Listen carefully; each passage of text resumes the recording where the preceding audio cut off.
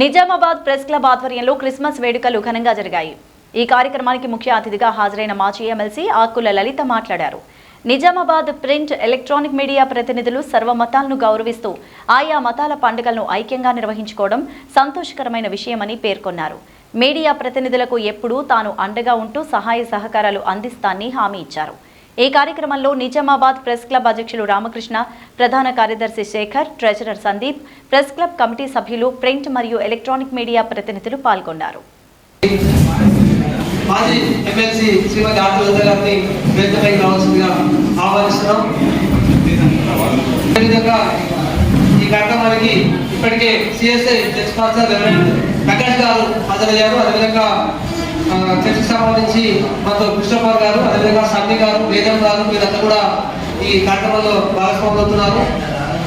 అయితే ముఖ్యంగా జర్నలిస్ట్ అంటే కేవలం వార్తా సేకరణ, వార్తలు నిత్యం బిజీగా ఉండే పనిలో ఉన్నటువంటి జర్నలిస్టులు సామాజిక సేవకత్వంతో పాటు అదేవిధంగా అన్ని మతాలకు సంబంధించి ప్రధానంగా ఇక్కడ హిందూ, ముస్లిం, క్రిస్టియన్ 3 మతాలకు సంబంధించిన జర్నలిస్టులు సుమారుగా 300 మంది జర్నలిస్టులు నిజామాబాద్ నగరంలో పనిచేస్తున్నారు. దీంట్లో మనం ప్రతి ఏటా కూడా వినాయక నవరాత్రి వేడుకలను అత్యంత వైభవంగా భక్తులతో నిర్వహిస్తున్నాము. ఇక్కడే ఇదే వేదిక మీద వినాయకుడి ప్రతిష్టతో పాటు 9 రోజుల పాటు రోజు నిత్యానంద ప్రసాదం కూడా నిర్వహిస్తున్నాము. అదేవిధంగా ముస్లిం ఉర్దూ జర్నలిస్టుల కోసం అని చెప్పి ప్రతి ఏటా రంజాన్ పవిత్ర మాసంలో ఇఫ్తార్ విందు కూడా ఏర్పాటు చేసి అందరూ కూడా మత సామరస్యం ప్రతీకగా ప్రతి ఒక్క జర్నలిస్ట్ కూడా ఈ వేడుకలో పాల్గొంటున్నారు. అదేవిధంగా ప్రతి ఏటా డిసెంబర్ చివరి వారంలో జరుగుతున్నటువంటి క్రిస్మస్ పండుగ వేడుకల్లో కూడా రోజు లేదంటే 2 రోజుల ముందు సపోజ్ క్రిస్మస్ వేడుకలు నిర్వహిస్తూ క్రైస్తవ జర్నలిస్ట్ సోదరులను కూడా ఇక్కడ ఆహ్వానించి, అదేవిధంగా సిఎస్ఏ నుంచి గెస్ట్లను ఆహ్వానించి ఇక్కడ వేడుకలు నిర్వహించడం జరుగుతుంది.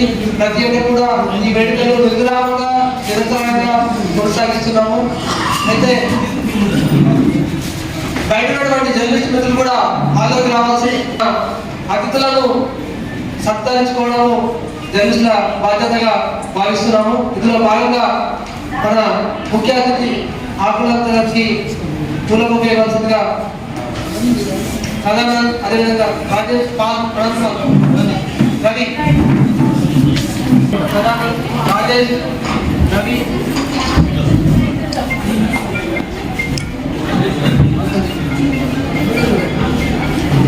అన్నా మీరు వెళ్తున్నారు.